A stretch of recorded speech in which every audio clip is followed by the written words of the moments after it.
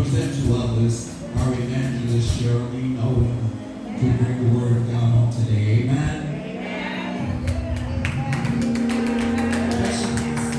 Let's give God some praise. Let's give God a little praise. Glory be to God. Any overcomers in the building. Hallelujah. Any people of testimony in the building. Glory be to God. God has done something for you. You ought to be praising every chance you get.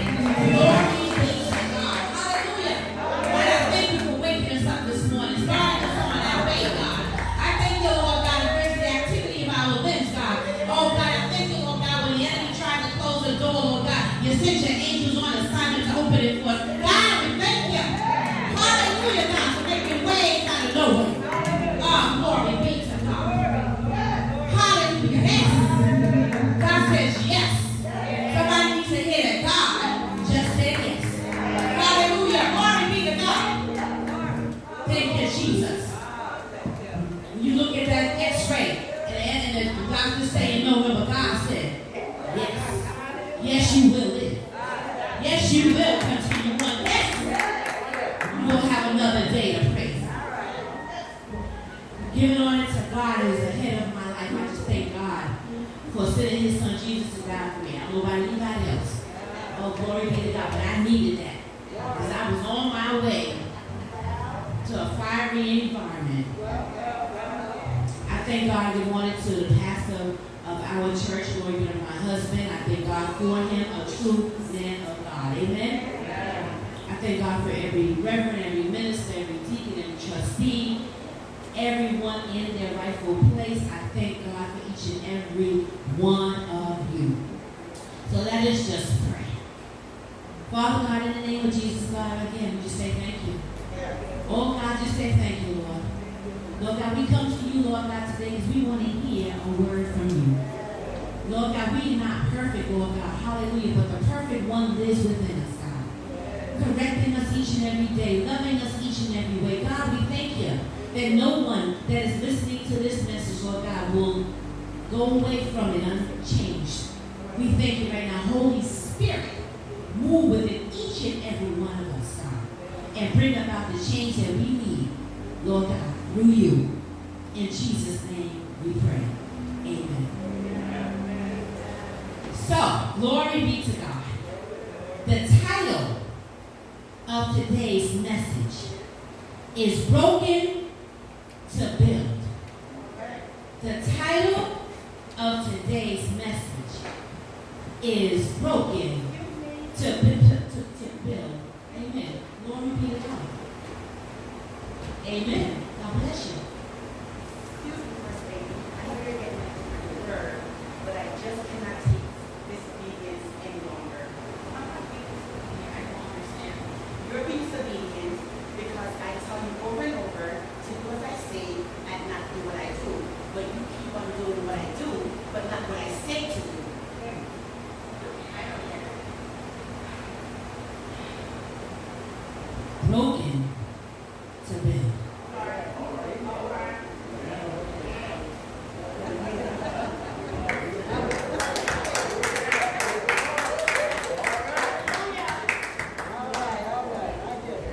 Today's message will be coming from 2 Chronicles, chapter 33, verse 1 to 13 and 15 to 16. And I want you to hear, there's a lot of verses, but just want you to hear the story being told. Amen? Because sometimes when you pull out a verse here and there, it doesn't really paint a full picture of what's going on. So I just beg your indulgence, but just think about it and picture it in your mind. 2 Chronicles chapter 33, starting at the first verse. Manasseh was 12 years old when he began to reign, and he reigned 55 years in Jerusalem. And he did what was evil in the sight of the Lord, according to the abominations of the nations whom the Lord drove out before the people of Israel. For he rebuilt the high places that his father Hezekiah had broken down. And he erected altars to the Baals, and made Asheroth, and worshiped all the hosts of heaven and served them. And he built altars in the house of the Lord, of which the Lord has said, in Jerusalem shall my name be forever. And he built altars for all the hosts of heaven in the two courts of the house of the Lord. And he burned his sons as an offering in the valley of the son of Hinnom, and used fortune telling and omens and sorcery, and dealt with mediums and with necromancers. He did much evil in the sight of the Lord, provoking him to anger. And the carved image of the idol that he had made, he set in the house of God, of which God said to David and to Solomon his son, in this house and in Jerusalem, which I have chosen out of all the tribes of Israel, I will put my name forever. And I will no more remove the foot of Israel from the land that I appointed for your fathers, if only they will be careful to do all that I have commanded them, all the law, the statutes, and the rules given through Moses. Manasseh led Judah and the inhabitants of Jerusalem astray, to do more evil than the nations whom the Lord destroyed before the people of Israel. The Lord spoke to Manasseh and to his people, but they paid no attention. Therefore the Lord brought upon them the commanders of the army of the king of Assyria, who captured Manasseh with hooks and bound him with chains and bronze and brought him to Babylon. And when he was in distress, he entreated the favor of the Lord his God, and humbled himself greatly before the God of his fathers. He prayed to him, and God was moved by his entreaty, and heard his plea, and brought him again to Jerusalem into his kingdom. Then Manasseh knew the Lord was God. And he took away the foreign gods and the idol from the house of the Lord, and all the altars that he had built on the mountain of the house of the Lord and in Jerusalem, and he threw them outside the city. He also restored the altar of the Lord and offered on it sacrifices of peace offerings and of thanksgiving. And he commanded Judah to serve the Lord, the God of Israel. So far, the scriptures. Thank you for listening attentively and your patience. Now I want to take you back a bit in order to take you forward. Now Manasseh was the son of King Hezekiah. Most of us know something about Hezekiah. The more common thing that many people know about Hezekiah is that he was the king that turned his face to the wall and saw when the prophet Isaiah stopped by to tell him that the sickness that had afflicted his body would result in his death. Upon hearing the instruction from Isaiah to get your house in order, Hezekiah began to petition the Lord, asking God to remember him and how he had always tried to do the right thing. See, the words on the pages of text do not fully paint a picture of how Hezekiah probably cried out to the Lord. But one could imagine that if you were told that you were going to die, your cry would probably sound like an uncontrollable, gut-wrenching wail. Come on, somebody. The word of God lets us know that the Lord heard Hezekiah's plea. And remember that Hezekiah was of the ancestry of David, so he granted Hezekiah 15 more years. All right. 15 more years. Well, He had issues. So we can all relate to issues, amen? See, the thing about issues is this. If your issues just affect you, then you can work on them with the help of the Lord without inflicting drama and or trauma to others, amen? But when your issues are such that they affect the lives of other people, then your issues can be the catalyst or the trigger of events that can not only affect you in uncertain ways, but can also have an impact on the very destiny of others. So Hezekiah was given 15 more years to reign as king. Well, during that period, Hezekiah had a son named Manasseh. So stepping back to step forward. As I previously said, I just want you to pay attention closely so we can play a game. Let's play Identify the Issue. So in 2 Kings chapter 20, right after the Lord extended Hezekiah's life, text does not explain why, but the son of the king of Babylon sent his representatives to hand deliver letters and gifts to Hezekiah. Boastful, full of pride and bragging, Hezekiah wholeheartedly accepted the gifts, and then he gave the men of Babylon a great big tour. See, Hezekiah showed them all that he had. He showed them all of the silver and the gold and the riches and the spices and the fine olive oil in his kingdom. He even showed them his armory. Nothing that Hezekiah had was withheld from his guests. Nothing. So let me paint a picture, a clearer picture of what this looks like by asking you a question. Now tell me, how many of you would entertain your guests by walking them through your home and pointing out just how much everything costs? Would you take out your best jewelry and tell them where it was purchased and its current market value? Oh, no. And I must ask you, how many of you would show your guests how much is in your 401k? Or your savings account, or your checking account? And to further make a comical comparison to what Hezekiah did, if you owned a gun in the house by chance, how many of you would just flash it, because, and then show your questionable first-time guests where you stored it and where you hid the bullets? See, not many of us whose elevator goes to the top floor would, amen? Did you identify any issue yet? Well, let's continue on. The Word of God tells us that Isaiah returned to Hezekiah right after that tour. I tell you, prophets in the Bible seem to have an uncanny ability to always show up at key moments. Now, Isaiah showed up right at that point and asked Hezekiah, where did your guests come from and what did you show them in your palace? When Hezekiah told Isaiah that the men came from Babylon and that he showed them everything that he had. The prophet Isaiah, who, just want to mention to you by the way, Isaiah is Hezekiah's father-in-law. So keep in mind that Isaiah is now prophesying these words about his future relations as well. Isaiah said to Hezekiah, hear the word of the Lord. The time will surely come when everything in your palace and all that your predecessors have stored up until this day will be carried off to Babylon. Nothing will be left, says the Lord. And some of your descendants, your own flesh and blood, who will be born to you, will be taken away, and they will become eunuchs in the palace of the king of Babylon. Now this is what I mean about issues.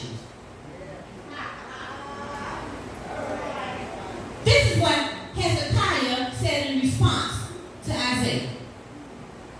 The word of the Lord that you have spoken is good. For he thought, why not? If there's be peace and security in my days. Seriously, Hezekiah? How is that a good word? Some of your descendants, your own flesh and blood, who will be born to you, will be they will become eunuchs in the palace of the king of Babylon.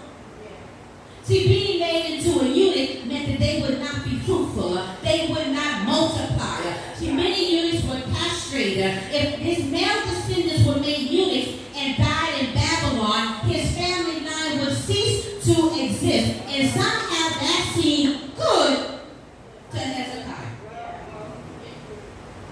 The prophetic word was good to Hezekiah because King Hez was only concerned about having good and peaceful days while he was king, but he did not care anything about his child or his child's children reaping the consequences of his actions.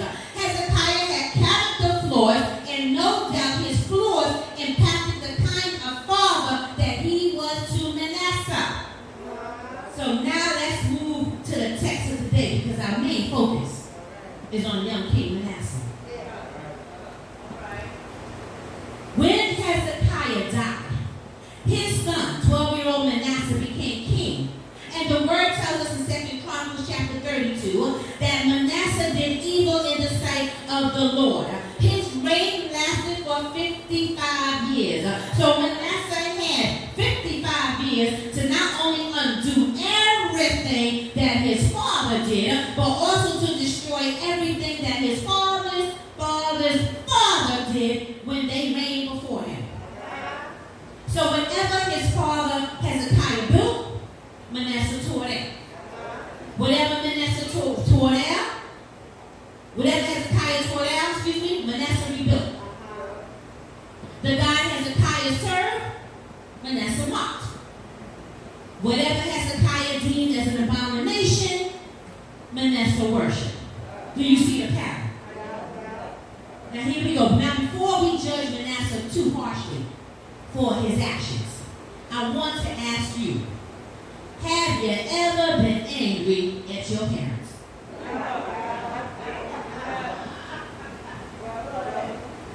Have you ever heard your parents say one thing but do another? How many of you were told growing up, I'm the adult, do as I say, not as I do? Well, if you answer yes to either question, you can probably imagine what it might have been like to be the son of Hezekiah. Thank you, Trustee Keisha and Brother Aiden, for showing us just how confusing that can be for a child. Our first teachers were our parents, or whoever raised us, and until we got exposure to other adults, until we got to be a certain age and could discern between right and wrong for ourselves, until we came into our own identity, until we matured, until we grew up, what we saw was what we were inclined to do, and what we heard was what we were inclined to repeat. And that is confusing to a child when told not to do what they saw done and not to repeat what they have heard said, knowing that the consequences for disobedience depended on the adult who was judge, jury, and executioner. Some of us were about 10 years old when we learned that hell was a possible destination and not something to be knocked out of you when you didn't do what you were told. Does anybody just have a flashback here? Manasseh was 12 years old when he became king of Israel. Now, 12-year-olds are very interesting creatures. I teach many of them on a given day, but does anyone have one of their own? Or had to deal with raising a 12-year-old once upon a time? If your children are younger than 12, now, just listen up so you can brace yourself in advance. For the rest of us, we remember those days. You know, you do remember them. It was the day before you had to color the gray in your hair. You know, when your nerves were more intact. You know, when you had the patience of a saint. I'm only teasing, but by age 12, you get a very good glimpse, a precursor of challenges to come with that one. 12-year-olds are not fully grown yet, but they're not babies either. Typically, 12-year-olds have moments of both acting like a child and is suddenly turning into a little adult in a moment's notice. Cognitively, a 12-year-old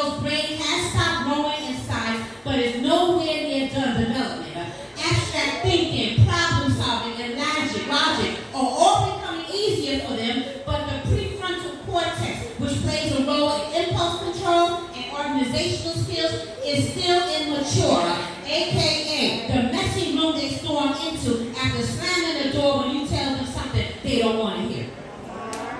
I just heard somebody mumbling out of my house.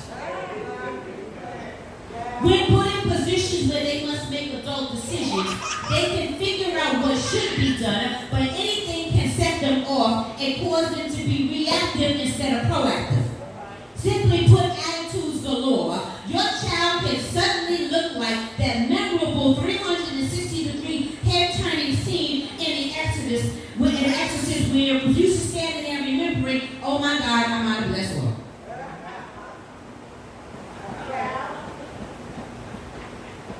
Manasseh probably heard his father say some things that should not have been said, and do some things that should not have been done. And hate, anger, and resentment grew within him. At age 12, he was old enough to judge his father's actions and label him a hypocrite. It is around the age of 12 that children face the fact that their parents are not perfect people. Their parents are not superheroes. The superheroes they previously believed they were. Dad is not Superman, and mom is not Mary Poppins. They are flawed. Manasseh had issues with his father, and those issues resulted in Manasseh disobeying the God that Hezekiah served. See, Manasseh probably didn't have any issues with God at all, per se. But since his father worshiped the God he did, Manasseh took the mindset that, hey, I worship the other gods. True preteen and teen behavior. But broken to build. So because Manasseh's issues could not be resolved with his daddy, Manasseh made it his primary business to get back at his father, even after his father's death, by any means necessary until broken to build. When people look at you, for the most part, they see a fully formed human being. You look anatomically intact, and you appear to be functioning well. Upon closer observation and examination and spending time with the real you, one may discover that there are parts of you that have been built on a somewhat cracked foundation. See, now you did not lay the cement.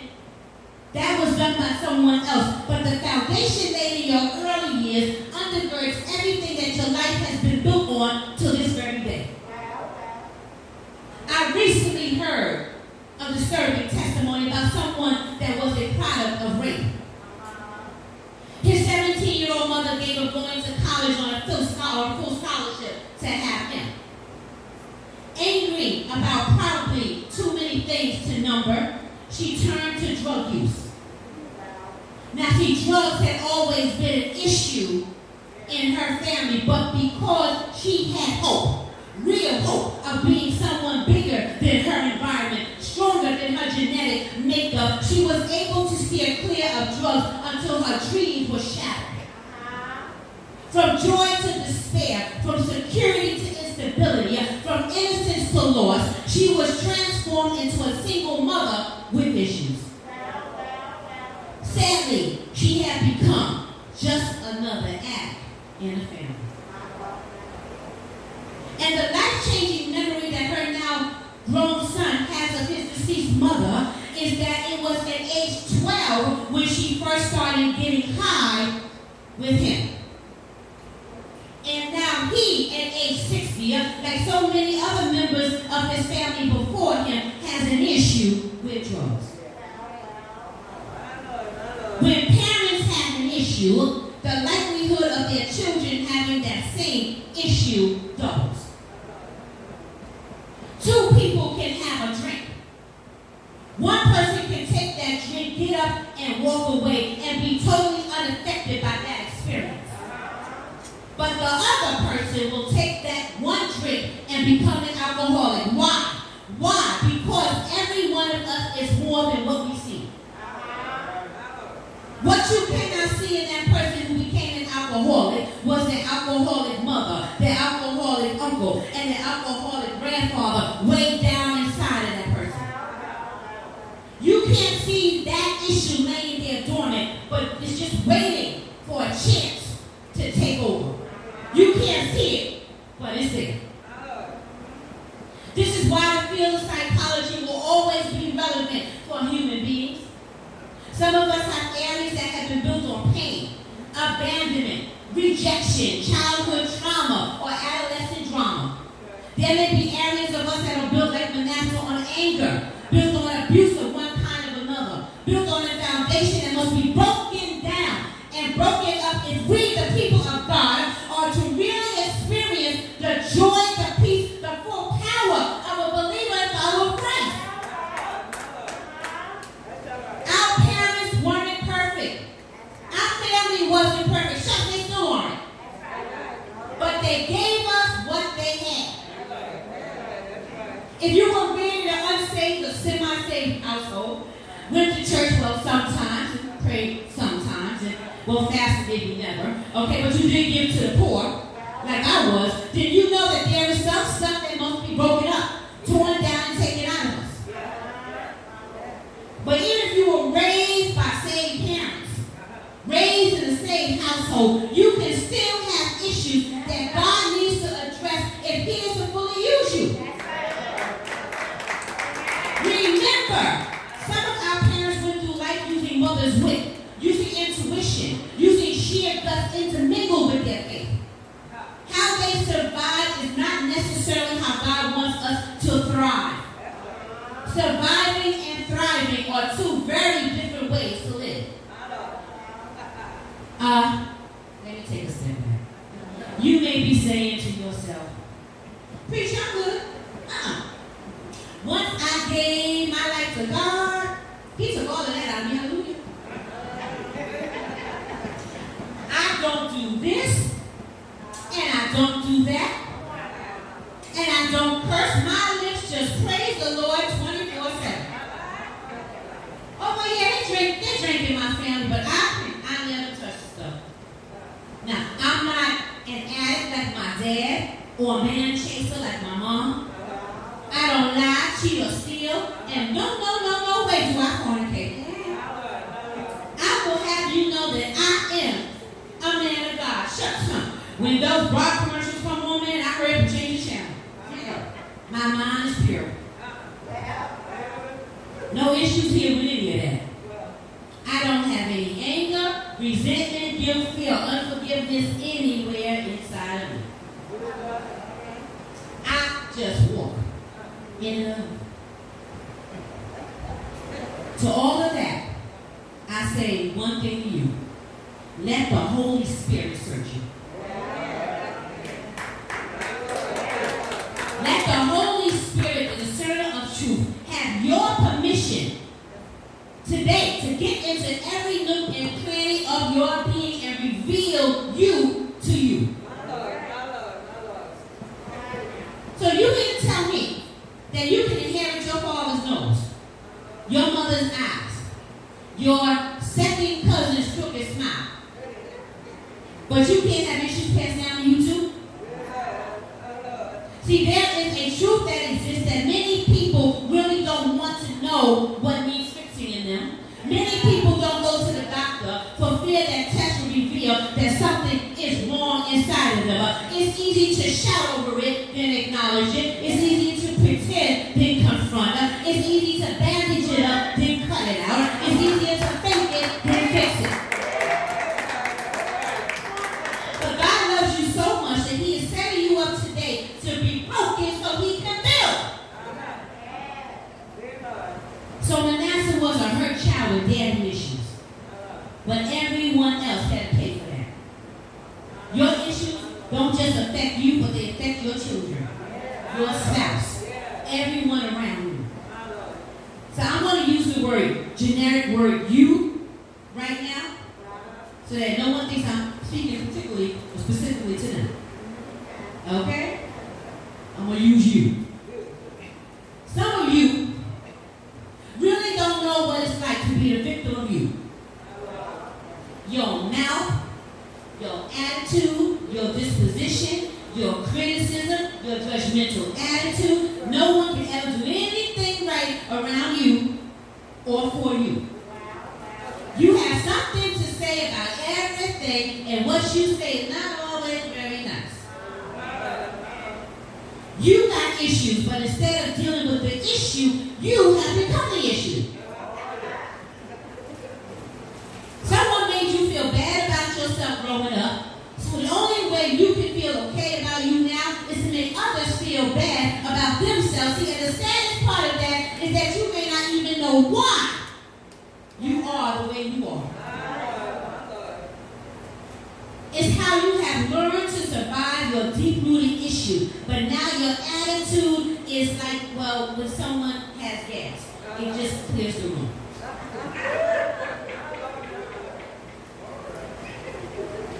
People rather make up stories about being busy than be around you. It's clearly time for a change. I'm not going to be before you much longer. The word tells us that people spoke to Manasseh. The word tells us that God, spoke to Manasseh and to his people, his advisors, but they would not listen to God. So God did a power move. The word of God says, therefore the Lord brought upon them the captains of the army of the king of Assyria, who took Manasseh with hooks, bound him with bronze fetters, and carried him off to Babylon. Babylon? Wait a minute. Where did we hear Babylon mentioned before? Oh yes, those were Hezekiah's friends. We see here the fulfillment of the prophetic word given to Hezekiah by Isaiah. When Manasseh was brought to Babylon, bound up in chains, the only tour he was given was the one on his way to a dark dungeon, past diseased rats, while inhaling the stench of urine from other unfortunate souls left down there to starve, to die in the rock. But remember, King Hezekiah did not care about any of that, just as long as while he was king, he would have days of prosperity and peace. This was Manasseh's father's plan, but God had a much different one, because Manasseh was being broken. To build. We read that Manasseh was greatly afflicted in Babylon, so much so that he began to cry out to the Lord.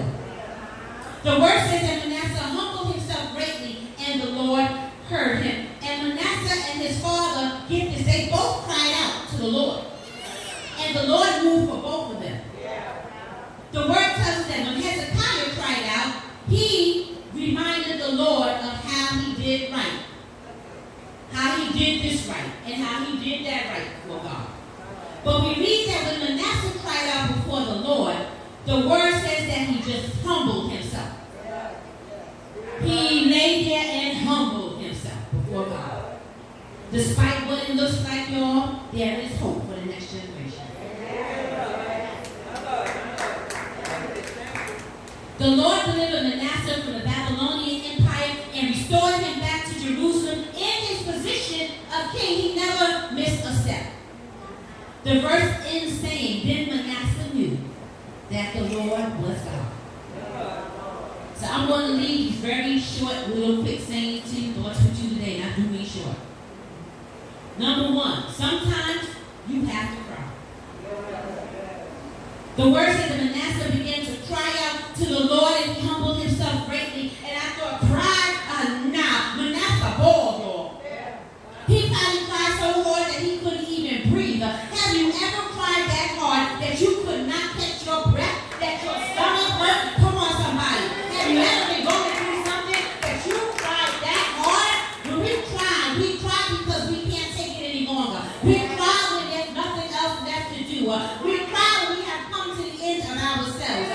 And you know that you're the end of yourself when your education can't bring you out, when your connections can't deliver you, when your money is insufficient, you can't even phone a friend. Come on, somebody.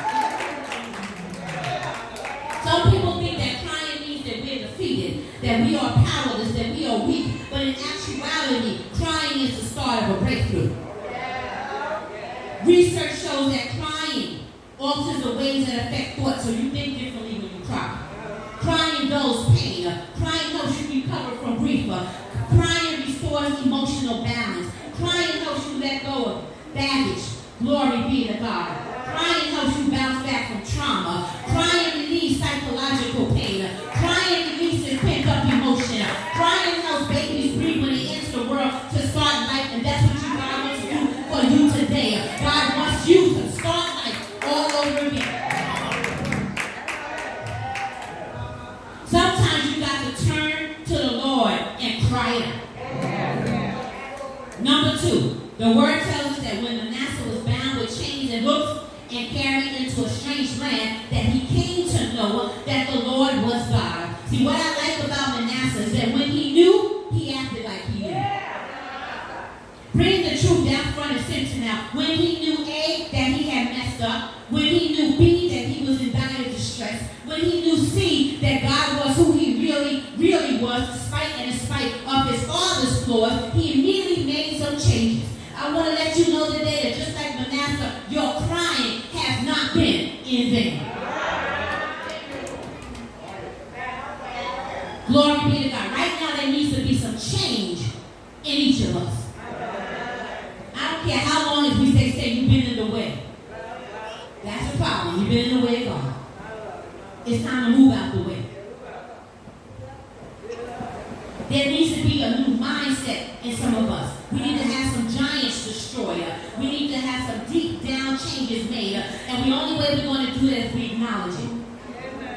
Some of us need some healing. Some of us need some deliverance. And get to some people, glory be to God, even need a spiritual name change. I mean, come on now. What were they thinking when they named you after someone in your family? How many that didn't know their left shoe from their right?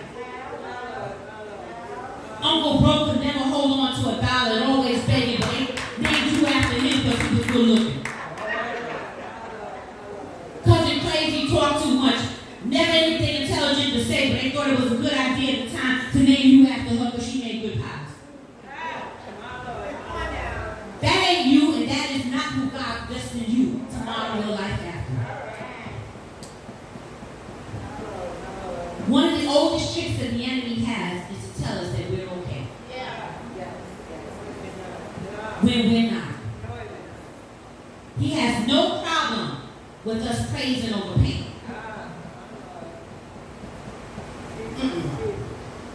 The story of Manasseh shows us that God is a healer and a deliverer. And he can right any wrong in our lives no matter how old or how fresh it is.